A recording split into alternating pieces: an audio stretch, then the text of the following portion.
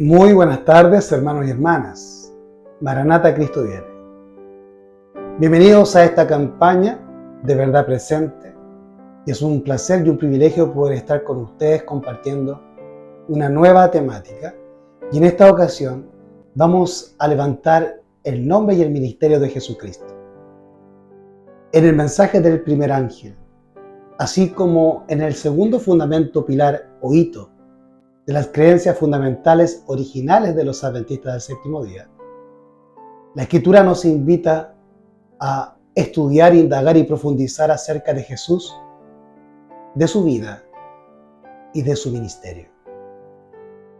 Y una de las cosas más importantes que nosotros debemos entender referente a nuestro Señor Jesucristo, además de que Él es el Hijo de Dios y por ende también es Dios y el Señor, debemos entender su obra salvífica y redentora para nosotros en este mundo.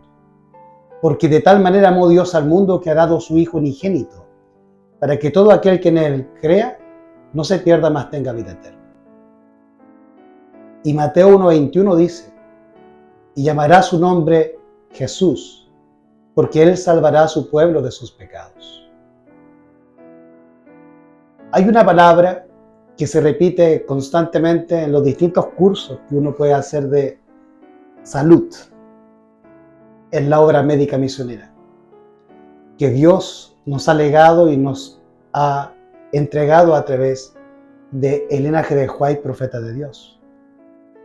Y esta palabra es: redimir es sanar, o sanar es redimir.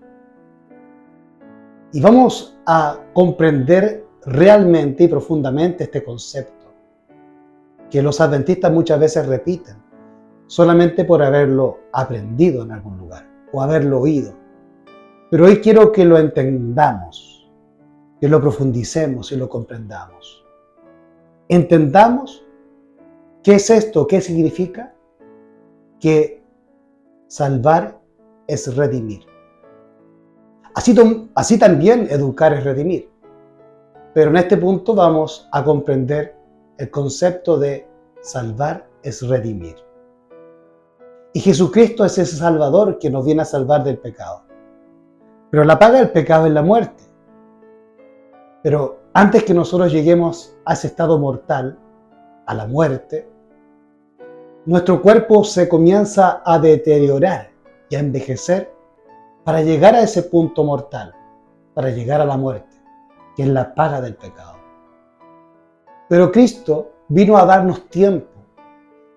Él vino a darnos tiempo para que podamos ejercitar fe y desarrollarnos en la justificación por la fe, que es el mensaje de los tres ángeles o el Evangelio eterno. Y es por eso que el primer ángel de Apocalipsis 14, versículo 7, nos envía a Jesucristo y al Padre para adorarlos a ambos, para indagar de ellos, para conocerles, como dice Juan 17:3, que en eso consiste la vida eterna, conocer al único verdadero Dios y a su Hijo a quien Él ha enviado, Jesucristo. Hoy vamos entonces a indagar por qué Dios envió a su Hijo al mundo y en qué consiste su obra salvífica y redentora para con el hombre. Entendamos, hermanos, que Jesucristo fue el gran médico de médicos. Si hay algún médico misionero que se jacte de tal, debe mirarse al espejo de Jesucristo. Pero lamentablemente, la obra médica misionera se ha visto entenebrecida por la apostasía alfa y omega, principiando por el doctor Kellogg y finalmente por la gran variedad de los distintos pastores, predicadores y médicos misioneros que se han levantado. Pero así como hoy se predica una falsa justificación por la fe o una gracia barata dentro de la iglesia adventista, esa misma situación ha empañado el mensaje de la justificación por la fe en el marco de la obra médica misionera. Hoy queremos aprender la diferencia entre un médico misionero y un chamán, o un naturópata o un médico naturópata. Hoy, lamentablemente, el adventismo está lleno de naturópatas o de chamanes, de personas que recetan remedios naturales, como lo hacen los Krishna, como lo hacen los budistas, como lo hacen los chinos, o como lo hacen las distintas culturas babilónicas que utilizan la salud. Pero el pueblo adventista sigue enfermo. Un pastor preguntaba años atrás en sus sermones, ¿hay cáncer en Babilonia?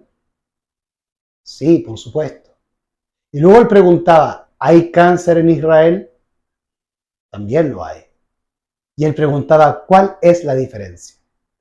Luego él preguntaba, ¿hay diabetes en Egipto? Por supuesto que lo hay. ¿Hay diabetes en Israel?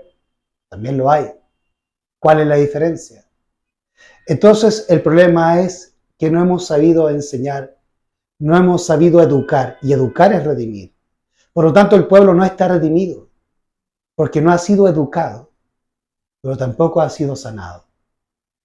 Y se mantiene en sus pecados y por ende en sus enfermedades. Y hoy vamos a comprender que para ser salvos, primero debemos ser sanados. Pero yo quiero dejar una mención y quiero dejar una advertencia. Esta temática no es para generar un juicio sobre aquellos que están enfermos. La mensajera del Señor nos dice que no necesariamente una persona que aún se mantenga enferma quiere decir que está en pecado, sino que muchas veces el Señor permite que las consecuencias de la enfermedad se mantengan hasta cierto plazo para generar conciencia en aquel que ha sido limpio y ha sido sanado. Y de esa manera Él no vuelva a pecar más, ni le venga una cosa peor. Recuerden que Jesús siempre que sanaba a una persona le decía, ve y no peques más para que no te venga otra cosa peor. Porque sanar es redimir. Y para mantenernos en sanidad, debemos mantenernos en santidad. Desde lo que oímos, vemos, respiramos, olemos, tocamos, hablamos o hacemos. Todo debe estar en el halo de santidad de nuestro Dios. Y eso debe llevarnos a una santidad en todo estamento de nuestra vida. Y esa vida santificada nos llevará finalmente a una salud y finalmente a una salvación eterna. Así que, hermanos, bienvenidos a este estudio, a esta campaña que se está realizando, y saludamos a todos los ministerios que están trabajando y participando de esta campaña. Y puntualmente a los hermanos Alejo, que están realizando esta labor y están administrando y programando esta bella campaña. Saludos a todos ustedes, mis hermanos queridos, y el Señor les bendiga.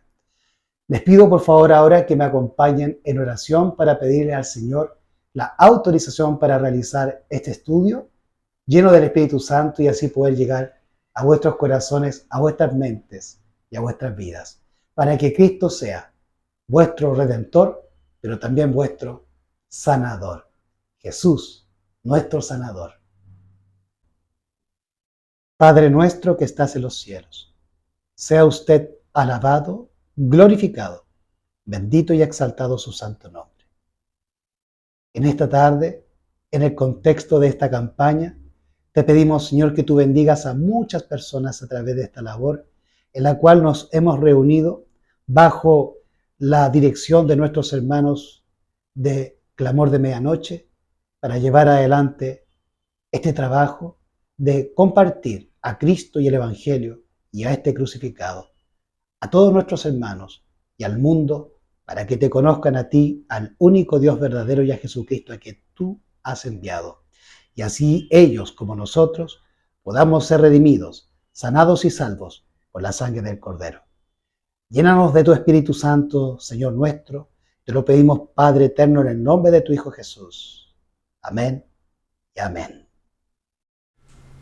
Muy bien, hermanos. Entonces, después de la oración, vamos a comenzar este estudio sobre Jesús, tu sanador, la salud y la justificación por la fe. Porque recuerden, sanar es redimir. Vamos primeramente a pedirle a Elena G. de White, a través del libro Ministerio de Curación, páginas 75 a la 76, que ella nos introduzca al estudio bíblico que vamos a realizar. El Ministerio de Curación, página 75, párrafo 3, dice así la mensajera: en sus milagros, el Salvador manifestaba el poder que actúa siempre en favor del hombre, para sostenerle y sanarle. Por medio de los agentes naturales, Dios obra día tras día, hora tras hora y en todo momento para conservarnos la vida, fortalecernos y restaurarnos. Cuando alguna parte del cuerpo sufre perjuicio, empieza el proceso de curación. Los agentes naturales actúan para restablecer la salud, pero lo que obra por medio de estos agentes es el poder de Dios. Todo poder capaz de dar vida procede de Él. Cuando alguien se repone de una enfermedad, es Dios quien lo sana. La enfermedad, el padecimiento y la muerte son obra de un poder enemigo. Satanás es el que destruye. Dios es el que restaura. Las palabras dirigidas a Israel se aplican hoy a los que recuperan la salud del cuerpo o la del alma. Yo soy Jehová tu sanador. Éxodo, capítulo 15, versículo 26. El deseo de Dios para todo ser humano está expresado en las palabras: amado, yo deseo que tú seas prosperado en todas cosas y que tengas salud, así como tu alma está en prosperidad. Tercera de Juan, versículo 2. Él es quien perdona todas tus iniquidades, el que sana todas tus dolencias, el que rescata del hoyo tu vida, el que te corona de favores y misericordias. Salmos 103, versículos 3 y 4. El Ministerio de Curación, páginas 75 a la página 76, párrafo 4. Pero, ¿cómo nosotros podemos ayudar, siguiendo el ejemplo del Elena G. de White y sus consejos en estas palabras antes mencionadas? ¿Cómo nosotros podemos ayudar a las personas que están enfermas? Lo primero es que tenemos que entender cuál es la causa de la enfermedad. Un buen médico debe diagnosticar correctamente a su enfermo para poder recomendarle el remedio correcto. Y en toda enfermedad hay un quebrantamiento de las normas divinas, tanto la ley moral como la ley natural. Al violar estas leyes, nos hacemos pecadores y transgresores y dignos de muerte. Y en ese proceso pecaminoso hacia la muerte, nos enfermamos, porque el proceso de muerte se inicia con la enfermedad. Todos aquellos que padecen alguna enfermedad grave los llevará finalmente a la muerte si no es corregida esa situación. Por lo tanto, debemos hallar el origen de esa enfermedad, y el origen de esa enfermedad lo vamos a encontrar en el pecado. De manera que si nosotros entendemos correctamente la justificación por la fe y la victoria sobre el pecado, entonces vamos a poder ayudar correctamente a un enfermo, teniendo el cuidado de no juzgarlo y no hacerlo sentir totalmente pecador, sino más bien necesitado de Cristo y que solo Él le puede sanar y salvar. Vamos entonces ahora a Génesis capítulo 2, versículos 16 y 17. Dice la palabra: y mandó Jehová Dios al hombre, diciendo: de todo árbol del huerto libremente podrás comer, pero del árbol del conocimiento del bien y el mal no comerás, porque el día que de él comieres, ciertamente morirás. Entonces Dios nos está indicando que Él nos da un mandato. Y ese mandato consiste en no violar su voluntad. Y en este caso es no comer del fruto del árbol que Él nos ha prohibido. De manera que el hombre al acceder a su propia voluntad, quebrantó el mandato de Dios y su advertencia. Entonces el hombre peca. Se aparta de él la gracia divina, el halo de luz que lo envolvía y lo cubría y lo vestía, pero que también era la presencia de Dios que lo santificaba. Y ahora el hombre comienza una degeneración que lo llevará a la tumba. Y en ese proceso sentirá enfermedades constantes en su vida. Por lo tanto, el resultado del pecado es la muerte. Y en el proceso a la muerte nos vamos a ir enfermando. Pero Cristo es tu sanador y también tu salvador. Así que Él nos promete salvarnos y redimirnos. Ezequiel capítulo 18 versículo 4 nos dice: He aquí que todas las almas son mías, como el alma del Padre así el alma del Hijo es mía. El alma que pecare, esa morirá. Y el versículo 20 nos dice lo mismo: el alma que pecare, esa morirá. Y Éxodo capítulo 32 versículo 33 nos dice lo siguiente: Y Jehová respondió a Moisés: al que pecare contra mí, a este raeré yo de mi libro.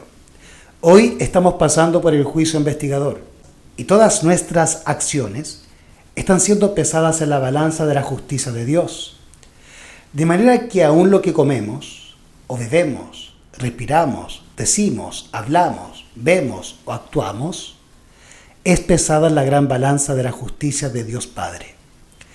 Y Él, con los ángeles, están revisando los libros de la vida y de las acciones para ver si hemos sido redimidos y si nos hemos apartado de nuestros pecados. Pero vamos a entender que pecado no solamente es infracción de la ley, pecado es infracción de la ley, pero ese significado de pecado bíblico, que es infracción de la ley en 1 Juan 3:4, también nos une con lo que Santiago nos dice, que pecado es saber hacer lo bueno y no hacerlo. Y si nosotros sabemos que comer algo es malo, o comer algo es bueno y no lo hacemos, o lo hacemos en el caso de lo perjudicial, ante los ojos de Dios es pecado.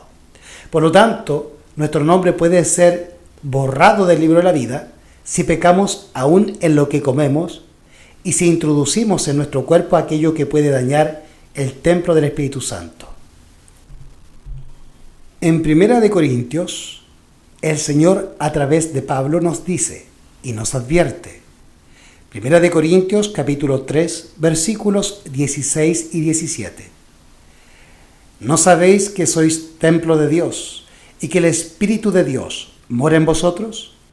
Si alguno destruye el templo de Dios, Dios le destruirá a él, porque el templo de Dios, el cual sois vosotros, santo es.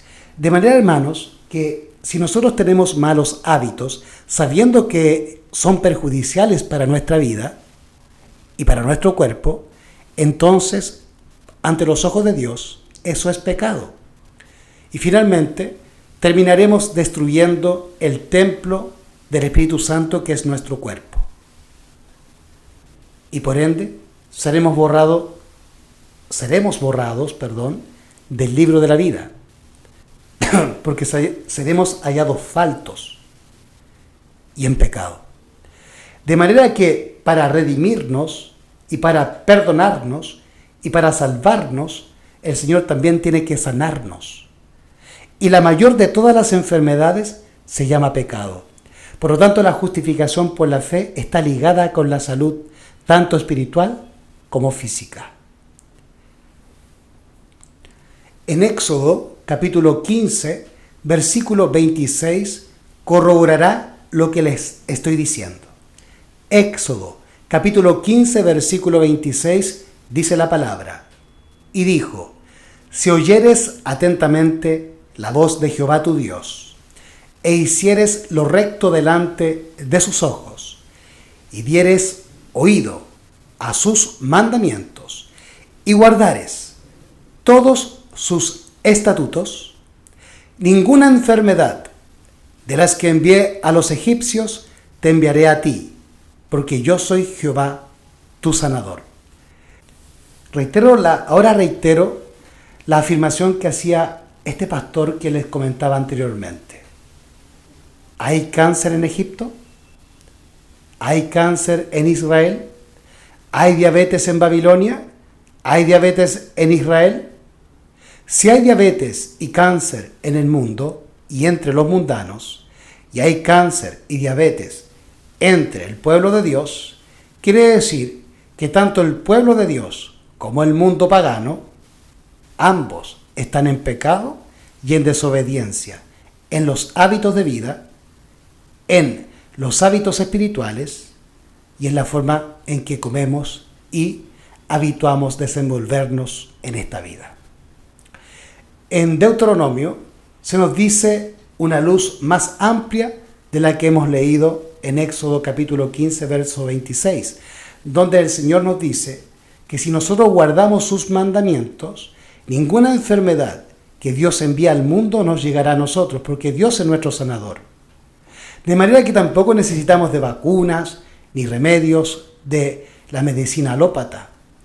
Recurrir a esos remedios es también pecar, porque esos remedios también van a perjudicar finalmente nuestro cuerpo.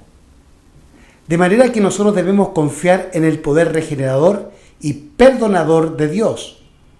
Y ese poder es el Espíritu Santo, por el cual Cristo nos sana, nos redime y nos salva. Deuteronomio capítulo 7, versículos 11 al 15, dice la palabra: Guarda por tanto los mandamientos, estatutos y derechos que yo te mando hoy que cumplas. Y será que, si obedeciereis a estos decretos y los guardares y los pusieres por obra, Jehová tu Dios guardará contigo el pacto y la misericordia que juró a tus padres.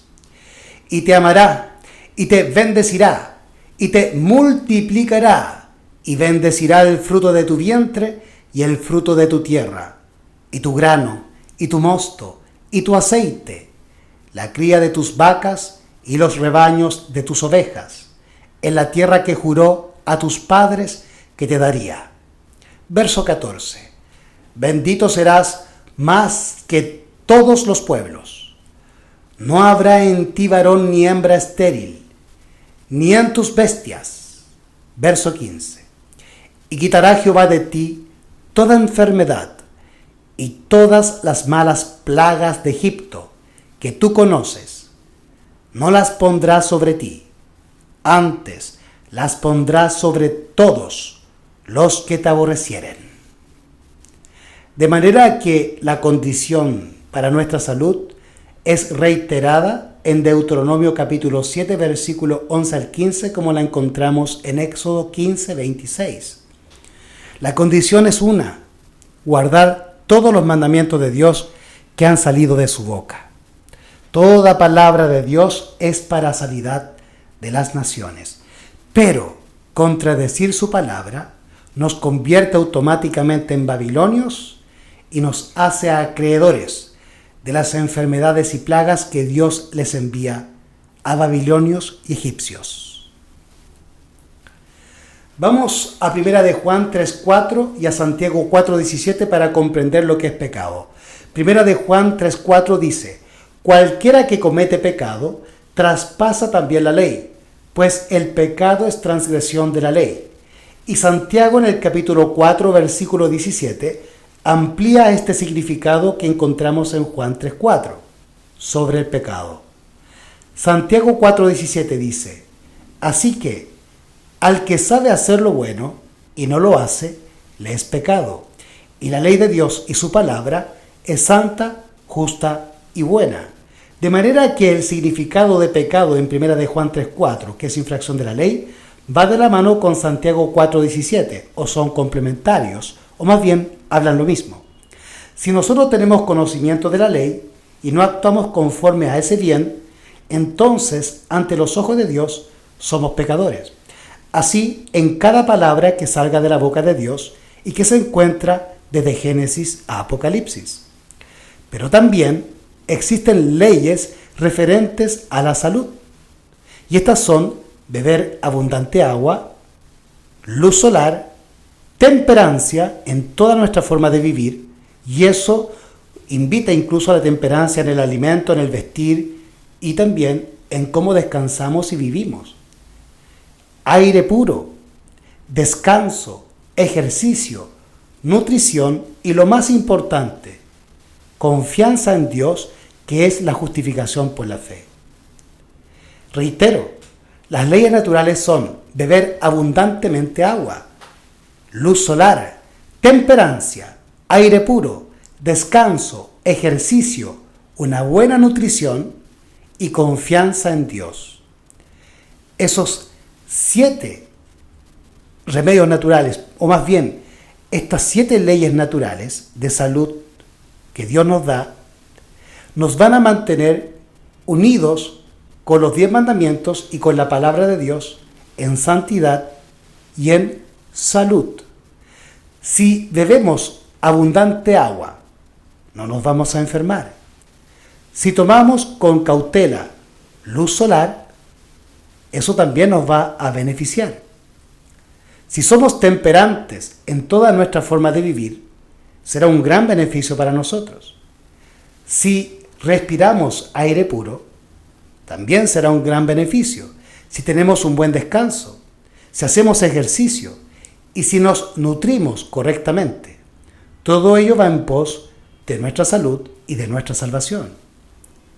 Pero lo más importante es que tenemos que tener confianza en Dios, y esa confianza se va a trasuntar en que tengamos confianza en sus palabras, en sus leyes, en sus mandamientos, en las palabras que Él nos ha dado a través de los profetas y a través de los apóstoles, que nos indican que la salud y nuestra salvación estriban en que obedezcamos a Dios, tanto en su ley moral y en su palabra escrita, como también en las leyes de salud.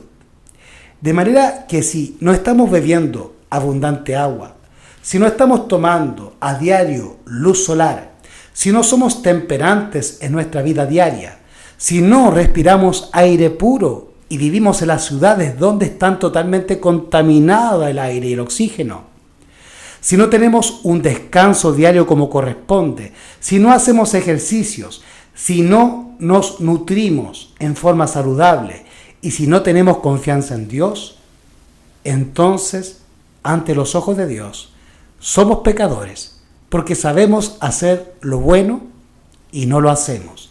Y si no tenemos descanso, es porque a veces, por la idolatría al dinero, le damos énfasis a la ganancia pecuniaria y no a la ganancia celestial y espiritual. Por lo tanto, estamos desgastando nuestro cuerpo, lo estamos destruyendo por idolatría o por una necesidad pecuniaria, porque nos está faltando fe en el Señor. Jacob decía: Jehová el que me ve, Jehová el que me mantiene. Y Él ha prometido, hermano, mantenerte a ti y a mí. Así que ten confianza en Dios. ¿Cuál es la misión de Jesús? Mateo 1:21. Y dará a luz un hijo y llamará su nombre Jesús, porque Él salvará a su pueblo de sus pecados. Juan capítulo 10, versículo 9 al 10, Jesús nos expresa las siguientes palabras: Yo soy la puerta. El que por mí entrare será salvo, y entrará y saldrá, y hallará pastos. Versículo 10. El ladrón no viene sino para hurtar y matar y destruir. Yo he venido para que tengan vida y para que la tengan en abundancia. Juan capítulo 10, versículo 9 y versículo 10. Por lo tanto, en Jesucristo encontramos salud, perdón y salvación. Pero el enemigo viene a robar, viene a matar y viene a destruir. Pero Cristo vino a darnos vida y a dárnosla en abundancia. Romanos capítulo 6, versículos 20 al 23 dice la palabra: porque cuando erais esclavos del pecado, libres erais de la justicia. ¿Qué fruto teníais entonces en aquellas cosas de las que ahora os avergonzáis? Porque el fin de ellas es muerte. Verso 22. Mas ahora, libertados del pecado y hechos siervos de Dios, tenéis por vuestro fruto la santidad y por fin la vida eterna. Porque la paga del pecado es muerte, mas el don de Dios es vida eterna en Cristo Jesús, Señor nuestro. Pero el Señor nos ofrece vida. Y la palabra dice que en Él estaba la vida. Y la vida era la luz de los hombres. ¿Qué relación tiene Juan 1:4, que les acabo de mencionar o citar, con lo que hemos venido diciendo anteriormente sobre el obedecer la palabra de Dios para tener salud y vida? Este versículo es muy significativo. Este versículo de Juan 1:4 dice que en Jesucristo estaba la vida y la vida era la luz de los hombres. En primer lugar, se nos dice que el Padre estaba en Cristo. Por lo tanto, el Padre es esa vida y el Padre es el Padre de los espíritus. Por lo tanto, Él es el gran espíritu del cual emanan todos los otros espíritus, incluyendo el Espíritu Hijo, Jesucristo nuestro Señor, que fue engendrado del Padre o del Espíritu primero. Por lo tanto, quien habitaba en Cristo era el Padre a través del Espíritu Santo, y Él es la vida que estaba en Cristo Jesús. Ahora nos dice que esa vida era la luz de los hombres. La Escritura nos dice: luz a mis pies tu palabra y lumbrera para mi camino. Y en otro pasaje la Biblia nos dice que la palabra es el Espíritu. Así que hay una relación en la vida que había en Cristo, que es el Padre y el Espíritu Santo, y también la palabra y la vida, porque la palabra es la luz y la vida es el Espíritu. Pero tanto el Espíritu como la palabra son lo mismo. Juan capítulo 6, versículo 63 nos dice: el Espíritu es el que da vida. La carne para nada aprovecha. Las palabras que yo os he hablado son espíritu y son vida. De manera que debemos obedecer la palabra que sale de la boca de Dios, pues es vida. Y esa vida es poder de Dios que nos redime, que nos sana, que nos salva y perpetúa la vida en nosotros. Por lo tanto, debemos ser obedientes a toda palabra que sale de la boca de Dios y que inspiró la pluma de los profetas del pasado como del presente a través de los escritos de Elena G. de White. El carácter de la misión de Jesús. Vamos a entender ahora cuál es el carácter de la misión de Jesús. Mateo capítulo 8, versículos 16 y 17. Dice así: y caída la tarde, trajeron a él muchos endemoniados, y con su palabra echó fuera a los espíritus, y sanó a todos los que estaban enfermos, para que se cumpliese lo que fue dicho por el profeta Isaías, que dijo: Él mismo tomó nuestras enfermedades y llevó nuestras dolencias. Por lo tanto, Cristo vino a tomar nuestras dolencias y enfermedades en Él mismo, y a través de su sangre las compró y nos la quitó de nuestro cuerpo.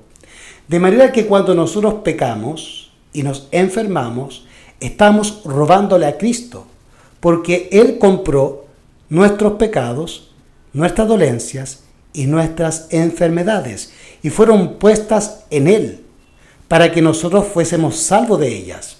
Pero cuando, a través de nuestra obstinación, a través de nuestra voluntad satánica o de nuestra voluntad caída, nos levantamos en contra de la voluntad y la palabra de Dios, entonces le robamos a Dios el pecado y le robamos a Dios nuestras enfermedades que fueron cargadas sobre su Hijo Jesucristo en la cruz del Calvario. De manera que es un doble pecado, porque además de pecar contra nuestro cuerpo, con hábitos licenciosos, también estamos pecando contra el dador de la vida, que quitó de nosotros nuestras enfermedades y dolencias y nuestros pecados, porque Él las compró con su sangre bendita en la cruz del Calvario. Isaías capítulo 53, versículos 4 al 5 nos dice el profeta: ciertamente llevó Él nuestras enfermedades y sufrió nuestros dolores, y nosotros le tuvimos por azotado, por herido de Dios y abatido. Mas Él herido fue por nuestras transgresiones, molido por nuestros pecados. El castigo de nuestra paz fue sobre Él, y por su llaga fuimos nosotros curados. Por lo tanto, Él nos curó, nos sanó y nos perdonó en la cruz del Calvario. Pero lamentablemente, en el cristianismo surgió el hombre de pecado, el papado, quien introdujo como Balaam en el pasado, en los tiempos de Moisés, el pecado dentro del campamento de Israel, así como el papado introdujo el pecado dentro del campamento cristiano. De esa manera, cambió nuestro evangelio y comenzó a enseñar a la iglesia a pecar. Y es por eso que hoy encontramos un pueblo cristiano en pecado y enfermo y muerto, espiritualmente hablando. Y esa obra nosotros tenemos que contravenirla, contradecirla, levantando el mensaje del Evangelio eterno y su brazo derecho, la Reforma Pro Salud, dándoles a entender a la gente que son nuestros pecados los que nos han separado de Cristo y del Padre, y esos pecados son los que han generado nuestra enfermedad por desobediencia a la palabra de Dios, la cual es vida y luz, y por haber rechazado a la fuente de la vida eterna, que es Cristo Jesús nuestro Dios. Así que, hermanos, cada pecado y cada enfermedad que arrastramos en nuestros cuerpos pecaminosos es un agravio a la obra que Jesús hizo en la cruz del Calvario, donde Él llevó sobre sí nuestros pecados y nuestras enfermedades y nuestras heridas, y allí Él nos curó. Pero por la influencia de los falsos maestros y puntualmente del papado, esa herida, esa llaga fue reabierta en los cuerpos del pueblo de Dios. Pero el pueblo adventista fue levantado para sanar y para redimir. Vamos ahora a pedirle a Elena G. de White que nos ayude a profundizar lo que ya hemos comprendido a través de la Biblia. Para ello vamos a visitar el libro Ministerio de Curación en 2 capítulos. Vamos primero a la página 11, párrafos 1, 2 y 3, que habla de Jesús como nuestro ejemplo. Nuestro Señor Jesucristo vino a este mundo como siervo para suplir incansablemente la necesidad del hombre. Él mismo tomó nuestras enfermedades y llevó nuestras dolencias. Mateo 8, versículo 17. Para atender así a todo menester humano. Vino para quitar la carga de enfermedad, miseria y pecado. Era su misión ofrecer a los hombres completa restauración. Vino para darles salud, paz y perfección de carácter. Reitero, Él mismo tomó nuestras enfermedades y llevó nuestras dolencias. Mateo 8:17, para atender a todo menester humano. Vino para quitar la carga de enfermedad, miseria y pecado. Era su misión ofrecer a los hombres completa restauración. Vino para darles salud, paz y perfección de carácter. Vamos entonces a leer los testimonios y vamos a pedirle a Elena G. de White que nos ayude a profundizar lo que ya hemos estudiado con la Biblia. Vamos entonces al capítulo que se llama Nuestro Ejemplo y vamos a comenzar de la página 11, párrafo 1 del libro Ministerio de Curación. Nuestro Señor Jesucristo vino a este mundo como siervo para suplir incansablemente la necesidad del hombre. Él mismo tomó nuestras enfermedades y llevó nuestras dolencias. Mateo 8:17. Para atender a todo menester humano. Vino para quitar la carga de enfermedad, miseria y pecado. Era su misión ofrecer a los hombres completa restauración. Vino para darles salud, paz y perfección de carácter. Variadas eran las circunstancias y necesidades de los que suplicaban su ayuda, y ninguno de los que a él acudían quedaba sin socorro. De él fluía un caudal de poder curativo que sanaba de cuerpo, espíritu y alma a los hombres. La obra del Salvador no se limitaba a tiempo ni lugar determinado. Su compasión no conocía límites. En tan grande escala realizaba su obra de curación y de enseñanza, que no había en Palestina edificio bastante grande para dar cabida a las muchedumbres que a él acudían. Encontrábase su hospital en los verdes collados de Galilea, en los caminos reales, junto a la ribera del lago, en las sinagogas y doquiera podían llevarle enfermos. En toda la ciudad, villa y aldea, por do pasada, ponía las manos sobre los pacientes y los sanaba. Doquiera hubiese corazones dispuestos a recibir su mensaje, los consolaba con la seguridad de que su Padre Celestial los amaba. Todo el día servía a los que acudían a él, y al anochecer atendía a los que habían tenido que trabajar penosamente durante el día para ganar el escaso sustento de sus familias. El Ministerio de Curación, página 11, párrafos 1 al párrafo 3.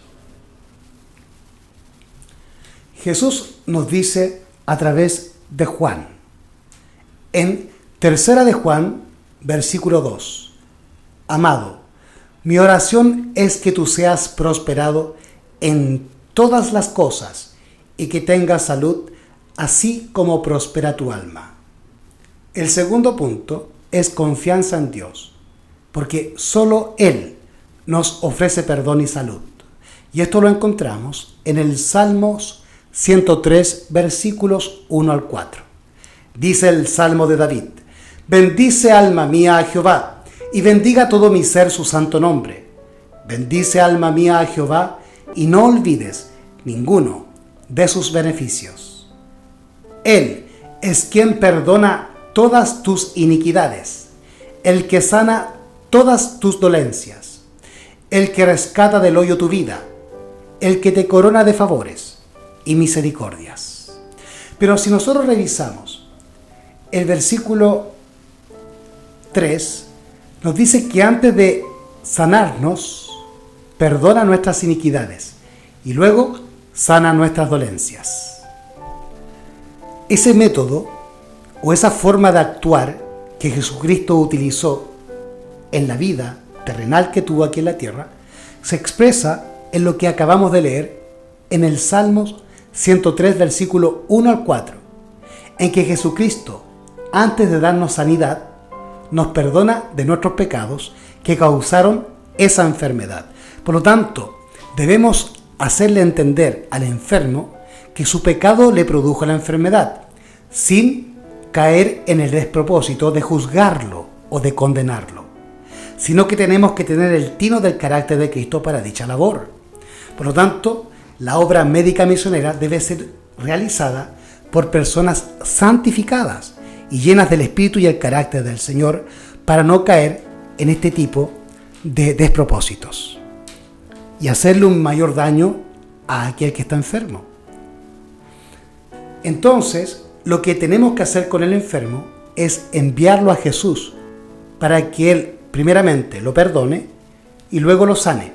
Esta situación y esta experiencia o este ejemplo lo encontramos en una situación particular que a Jesucristo le tocó vivir. Y eso lo encontramos o lo hallamos en Mateo capítulo 9, versículos 2 al 8, referente a la experiencia del paralítico. Vamos a Mateo 9, 2 al 8. Y aquí le trajeron a un paralítico echado en una cama, y viendo Jesús la fe de ellos, dijo al paralítico: Hijo, ten ánimo, tus pecados te son perdonados. He aquí, ciertos de los escribas decían dentro de sí: Este blasfema. ¿Por qué blasfema?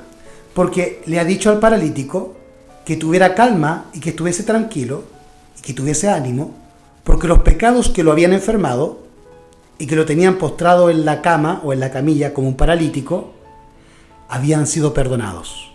¿Por quién? Por el Hijo de Dios, Jesucristo. Entonces los fariseos que le oyeron dijeron: Este blasfema. Verso 4. Y conociendo Jesús los pensamientos de ellos, dijo: ¿Por qué pensáis mal en vuestros corazones? Porque, ¿qué es más fácil decir?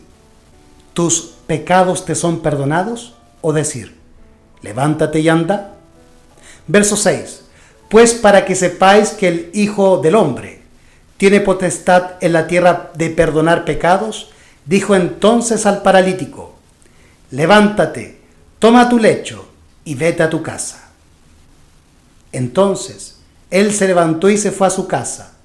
Pero cuando las multitudes vieron esto, se maravillaron y glorificaron a Dios, que había dado tal potestad a los hombres. Mateo capítulo 9, versículos 2 al 8. De manera que Jesús, antes de sanar al paralítico, perdonó sus pecados. Y nosotros debemos tener ánimo y fe de que Jesucristo nos perdona, pero también nos sana. Si hemos pecado, debemos confiar en la justificación por la fe y en la justicia de Cristo y de su muerte en la cruz del Calvario, donde Él murió por nuestros pecados para perdonarnos. Pero según lo que leímos anteriormente de Mateo y de Isaías, dice que no solamente llevó nuestros pecados, sino también nuestras llagas y nuestras enfermedades. Y en la cruz del Calvario nos perdonó, nos redimió y nos sanó de toda enfermedad y de toda muerte, que es producida por el pecado. De manera que vemos la relación entre el pecado y la enfermedad, entre el perdón y la sanación.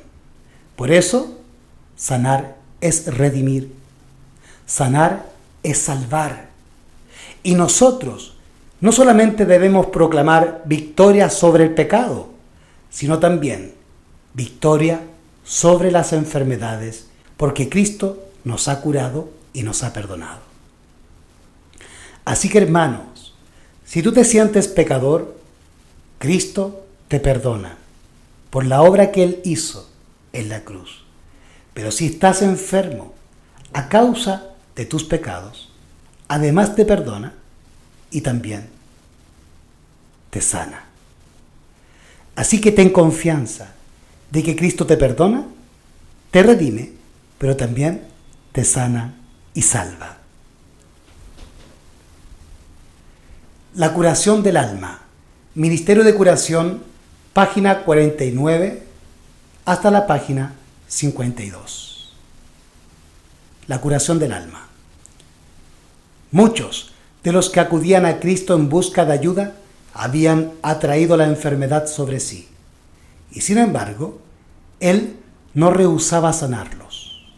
Y cuando estas almas recibían la virtud de Cristo, reconocían su pecado. Y muchos se curaban de su enfermedad espiritual al par que de sus males físicos. Hoy por hoy, la medicina alópata o la medicina del mundo solamente te sana en el cuerpo, si es que te sana el cuerpo. Y los ministerios los ministerios médicos misioneros también están haciendo lo mismo, porque la mayoría de estos ministerios de la obra misionera médica participan del cambio de el mensaje evangélico, porque la mayoría de los médicos misioneros han sido formados por maestros de la organización adventista o por pastores que salieron de la corporación adventista. Por ende, tienen trastocado no solamente el mensaje de la justificación por la fe, sino también, como resultado, la obra médica. Así que, como se está predicando incorrectamente el mensaje evangélico de Cristo, también se está predicando incorrectamente el mensaje práctico de Cristo, que es la obra médica misionera, que es el brazo derecho del mensaje de los tres ángeles, o la justificación por la fe. Así que con el mensaje de los tres ángeles va la invitación a adorar a Cristo y a ser perdonado del pecado, pero con la obra médica va el mensaje de la sanación de Cristo. De manera que con la obra médica completamos y perfeccionamos el mensaje de justificación por la fe que tenemos en Apocalipsis 14 y en la Biblia desde Génesis a Apocalipsis. Así que nosotros debemos llevar a las personas no solamente a una sanidad física, sino a una sanidad del alma, una sanidad interna. Cristo sana desde adentro hacia afuera. El mundo sana de afuera hacia adentro. Es por eso que la sanidad del mundo es como la paz del mundo. Es solamente superficial.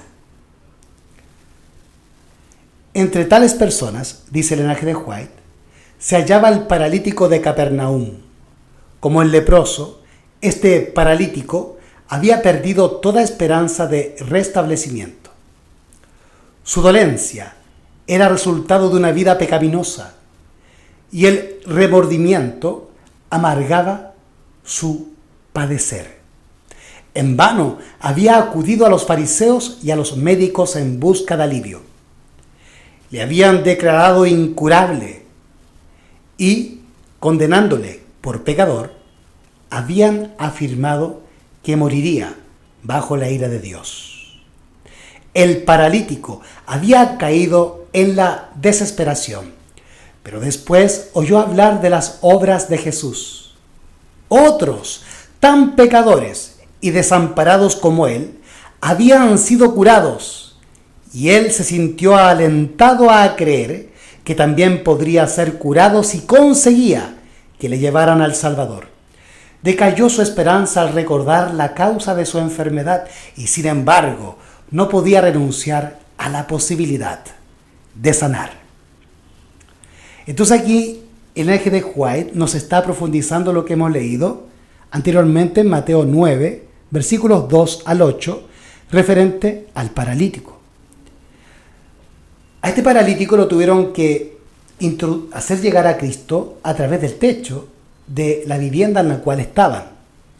Y esto porque el camino hacia Cristo, o el paso hacia Cristo, o el acceso a Cristo, estaba obstaculizado por una gran cantidad de personas del pueblo de Dios que simplemente estaban escuchando el sermón de Jesús. Pero otras personas que habían sido perdonadas y sanadas por Jesús salieron a buscar a otros con quienes compartir la bendición que Dios les había entregado recientemente. Si tú y yo hemos sido perdonados y sanados del pecado y también de nuestras dolencias físicas, no tenemos que quedarnos con la turba escuchando los sermones de Jesús, sino que tenemos que salir junto con los amigos del paralítico, a buscar a otros paralíticos, a otros enfermos, a otros diabéticos, a otros cancerígenos y a otros pecadores, para llevarlos a los pies de Cristo. Los laodicenses son aquellos que están sentados escuchando sermones y obstaculizando la labor de los misioneros, que por agradecimiento a su Maestro y Sanador y Salvador, salen a buscar a otros enfermos y pecadores para llevarlos a los pies del Maestro. Obtener alivio de su carga de pecado era el gran deseo del paralítico. Anhelaba ver a Jesús y recibir de él la seguridad del perdón y la paz con el cielo. Después estaría contento de vivir o morir, según la voluntad de Dios. Este hombre, lo único que le interesaba era que Cristo le perdonara sus pecados. Y luego de ser perdonado, a él ya le daba lo mismo, seguir viviendo o muriendo, porque morir en Cristo es ganancia. El paralítico encontró en Cristo curación para su alma y para su cuerpo. Necesitaba la salud del alma antes de poder apreciar la salud del cuerpo, antes de poder sanar la enfermedad física. Cristo tenía que infundir alivio al espíritu y limpiar el alma de pecado. No hay que pasar por alto esta lección, dice el Ellen G. White. No hay que pasar por alto esta lección. Actualmente, miles que adolecen de enfermedades físicas desean, como el paralítico, oír el mensaje: tus pecados te son perdonados. La carga del pecado, con su desasosiego y sus deseos nunca satisfechos, es la causa fundamental de sus enfermedades. No podrán encontrar alivio mientras no acudan al médico del alma. La paz que Él solo puede dar devolverá el vigor a la mente y la salud al cuerpo. Por lo tanto, toda enfermedad que tú tengas o toda dolencia que tú tengas, debes primeramente llevarla al médico del alma, porque tu enfermedad ha comenzado desde adentro y no de afuera. El mundo y la falsa obra médica misionera te sanarán desde afuera, pero el médico del alma sanará tu alma. El efecto producido en el pueblo por la curación del paralítico fue como si el cielo se hubiera abierto para revelar las glorias de un mundo mejor. Al salir, el que había sido curado por entre la muchedumbre, bendiciendo a Dios a cada paso y llevando su carga como si no pesara más que una pluma, el pueblo se apartaba para dejarle pasar, mirándolo con extrañeza y susurrando: hemos visto maravillas hoy. Lucas capítulo 5 versículo 26, el Ministerio de Curación, página 49 a la página 52, párrafo 2. Así que, hermanos, Jesús no nos condena, pero nos pide no pecar más o rectificar nuestros hábitos y costumbres para darle gloria a Él. Esto lo encontramos en Juan capítulo 8 versículos 10 al 11 y en Juan capítulo 5 versículo 14.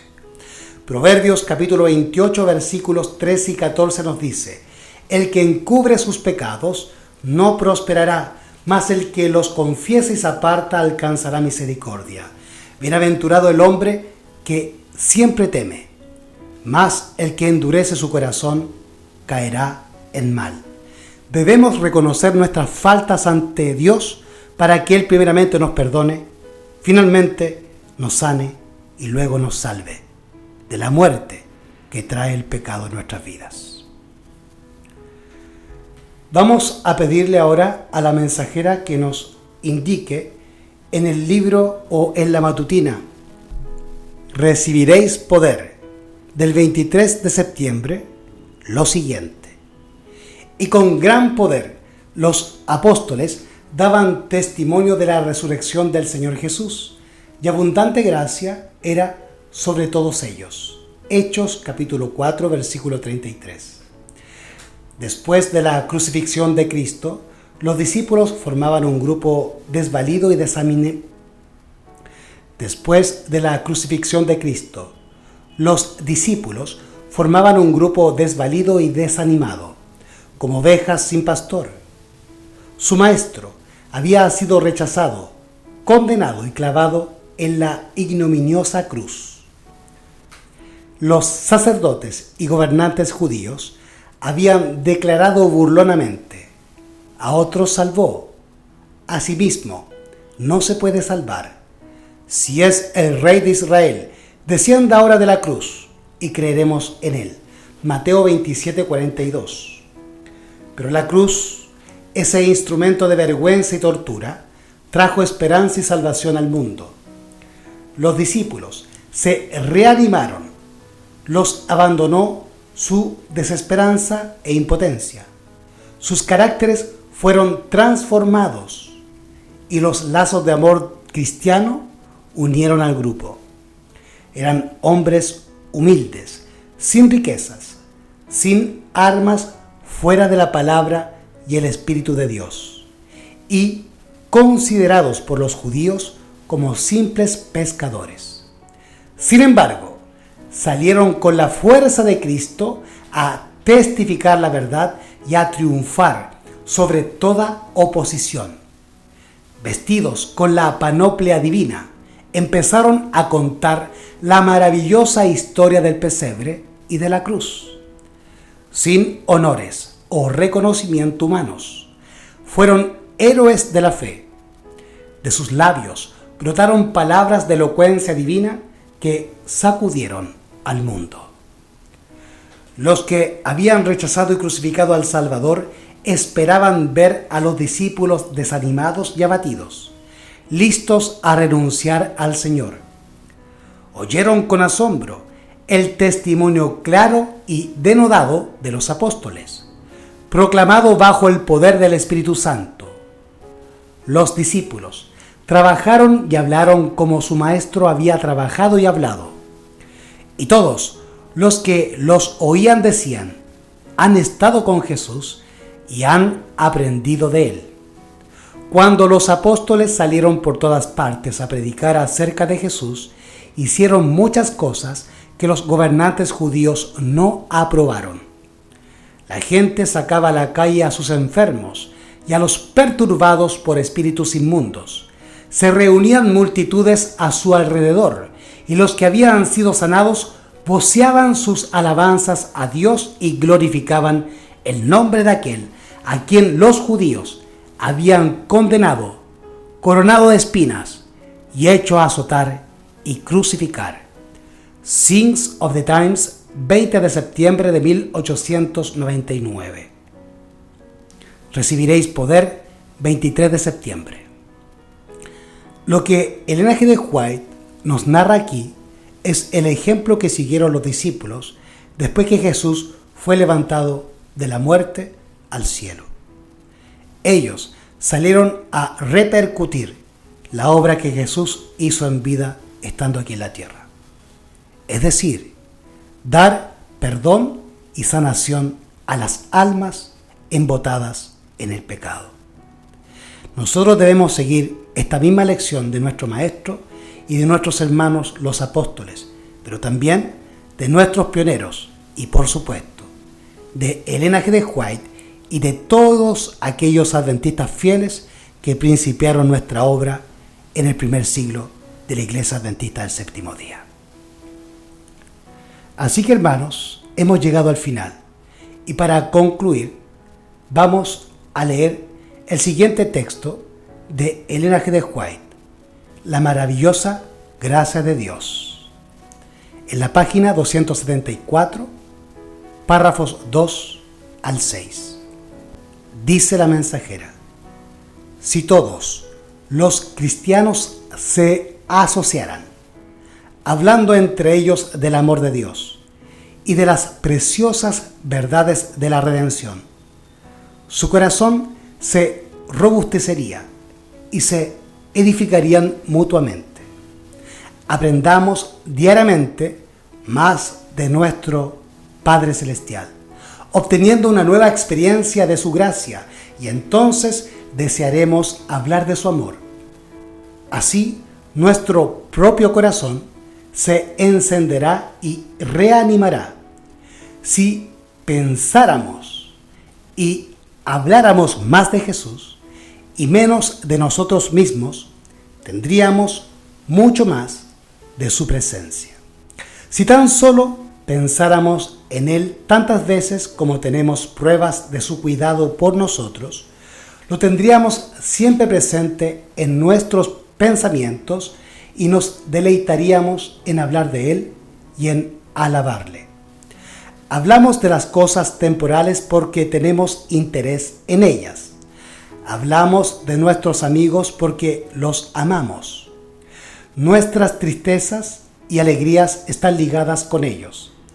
Sin embargo, tenemos razones infinitamente mayores para amar a Dios que para amar a nuestros amigos terrenales.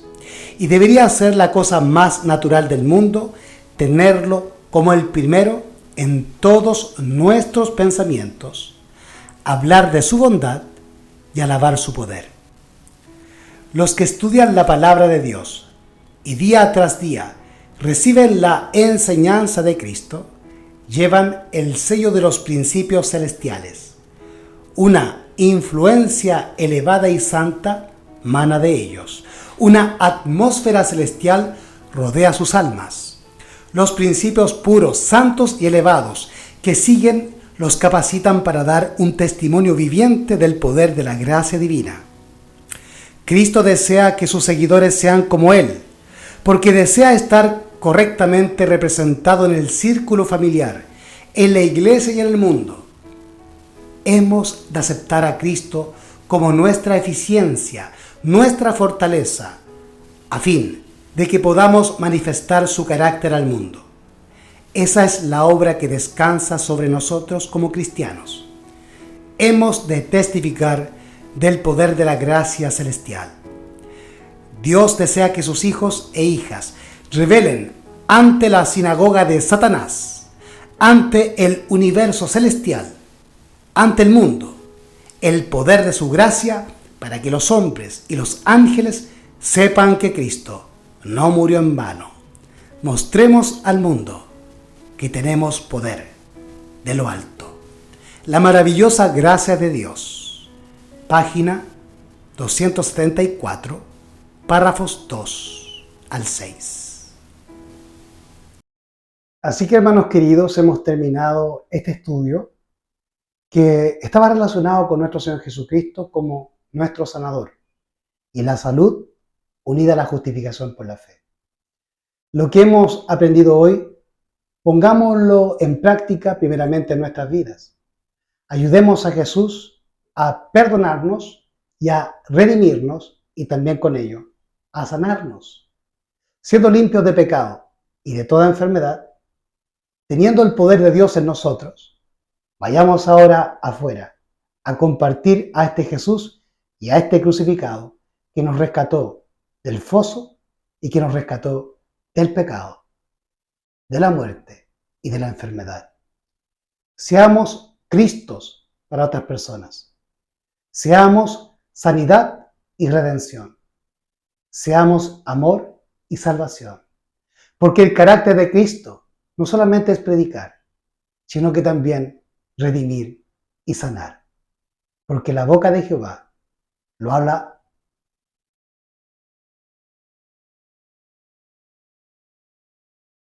Porque la boca de Jehová lo ha hablado. Maranata, Cristo ya viene. Siempre el Salvador conmigo, nada soy sin su poder.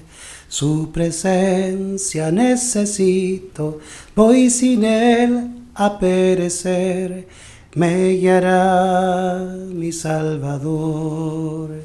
Hoy en Él confiaré, con amor donde Él me lleve, sus pisadas seguiré. Siempre el Salvador conmigo, puédeme la fe faltar. Sus palabras me consuelan, cual él nadie puede hablar. Me guiará mi Salvador, hoy en Él confiaré. Con amor donde Él me lleve, sus pisadas seguiré. Siempre el Salvador conmigo, ilumíneme su faz. En la calma, en la tormenta, en la lucha y en la paz, me guiará mi Salvador. Hoy en Él confiaré, con amor donde Él me lleve, sus pisadas seguiré. Siempre el Salvador conmigo, sus consejos me guiarán, hasta que esté en la orilla anhelada del Jordán. Me guiará mi Salvador, hoy en Él confiaré, con amor donde Él me lleve, sus pisadas seguiré.